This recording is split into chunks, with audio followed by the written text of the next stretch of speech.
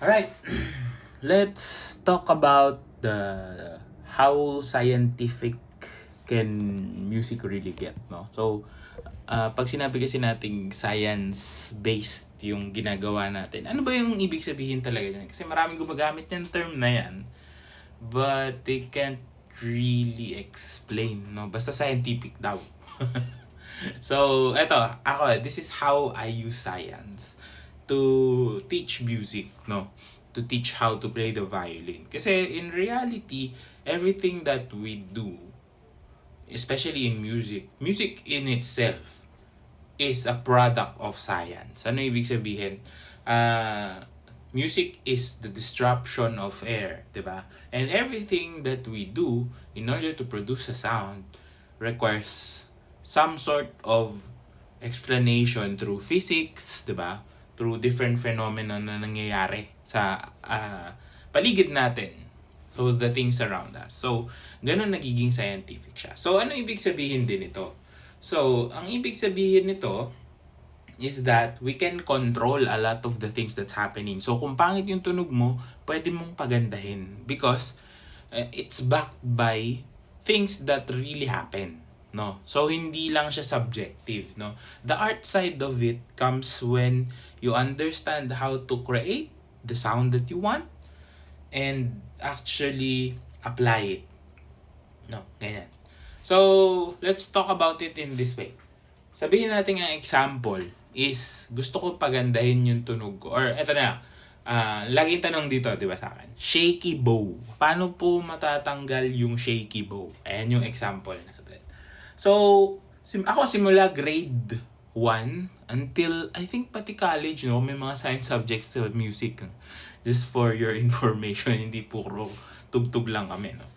Ang unang-unang tinuturo when we talk about science is the scientific method. So, kung familiar kayo sa scientific method, it's basically how we perceive or how we should be thinking about things that are happening around us. No, so, ano ba yung scientific method? So, yung una is yung observation. We observe the things around us. No? Wala pa tayong sinasagot na tanong. Observation pa lang. And then, the next one is to state the problem. No, dito na natin nakita, may na-observe tayo na may mali, may something na ganyan. And that is the second step, 'di ba? Yung basic step is I think 5, no? And then the third one is based on that problem, mag-iisip tayo ng hypothesis, 'di ba? So, iisip tayo ng possible solution. So, nag-iisip pa lang ng pag ginawa ko to, masosolve ko yung problem. That's the third step. And the fourth step is, of course, experimentation, no? So, ite-testing na natin tong hypothesis natin, no? Our educated guess para malaman kung tatama tayo. And of course, kapag tumama na yung experiment natin, meron na tayong conclusion, 'di ba? And we can apply it to other things that we do. So, ganun lang siya kasimple, 'di ba? So, again, sa akin, no, in my experience, na-ingrained na din siya siguro because it was always taught in school, it was always taught first day ng classes, yun agad yung tinuturo sa akin. Yun yung naaalala ko, no? I'm not sure about right now kasi may mga students ako that I asked them, hindi daw nila alam yun. So, hindi ako sure. But basically, ganito. Paano natin i-apply yung step-by-step process na yun sa shaky bow? Ayan. So, number 1, which is good, na-observe mo na na-shaky yung bow mo. Na-observe mo muna, 'di ba? Hindi mo pa alam kung if it's a right or wrong observation, basta na ano mo na shaky yung bow. That is already an observation and that's also the problem. Paano mo sosolusyonan yung shaky bow mo? So, yun, pwede na natin siyang pagsamahin. Ganyan. So, ang susunod na question is, saan ang galing yung problem na yun? No? Paano mo siya sosolusyonan? Kasi sabi ko nga, lagi ko sinasabi, ang shaky bow pwede nagmumula sa bowing mo. May problem sa bowing, sa pag-draw ng bow. Pwede ring ang problem is sa pressure. Pwedeng yung problem sa instrument mo mismo. Pwedeng sa strings. So, yun muna yung hahanapin natin. How can we come up with a solution? Ite-testing mo lahat yun. Diba? So, yung third and fourth step. So, shaky yung bow ko. Sa tingin ko, because na-observe ko na rin yung katawan ko, no, na baka kulang lang ako sa pressure. So, testingin mo muna, pressure. Diba? Hindi eh. Shaky pa din, di ba? So, baka iba namang problem. So, ganun yung process niya, no? So, it's very, very much identical to the scientific method.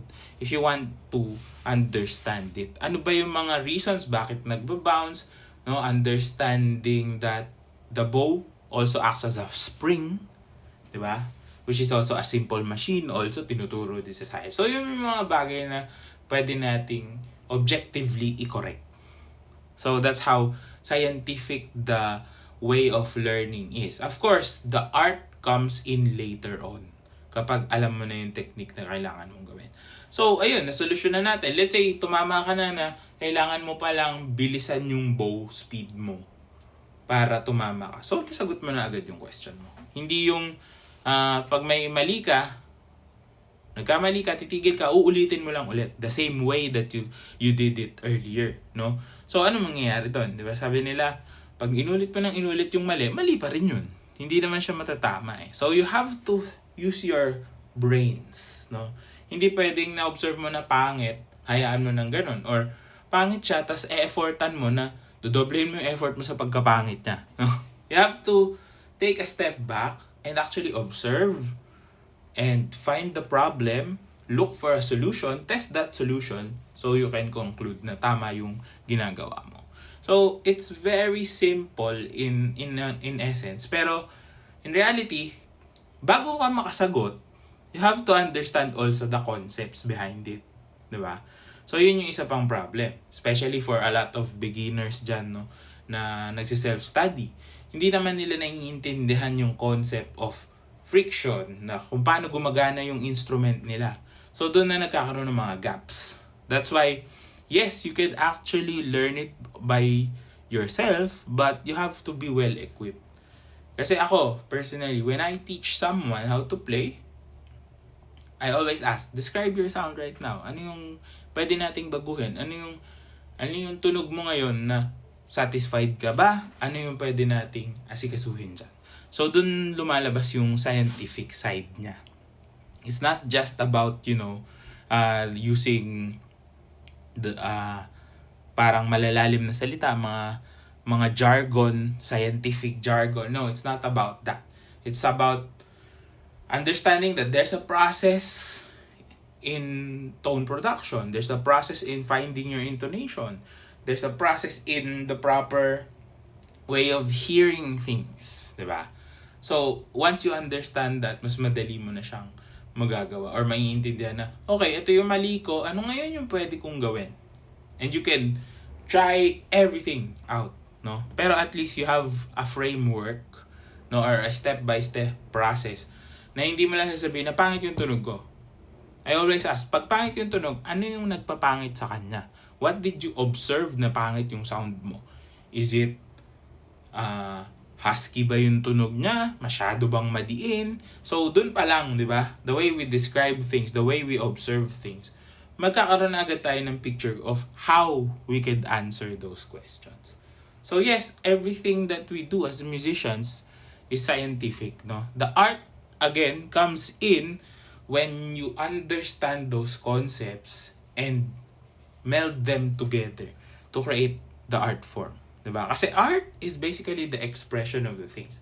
But technique, skill, is all science-based. Ayan. Science-based in the sense that we have a strong grasp na pag ito ginawa mo, ito yung result. And that's how you become better. By understanding what is wrong and finding answers about it. So always stay curious. Always try to observe everything that you do. And sana nakatulong to. If you did, comment down below. I'll try to answer more questions and I will see you on the next one. Good luck sa inyo.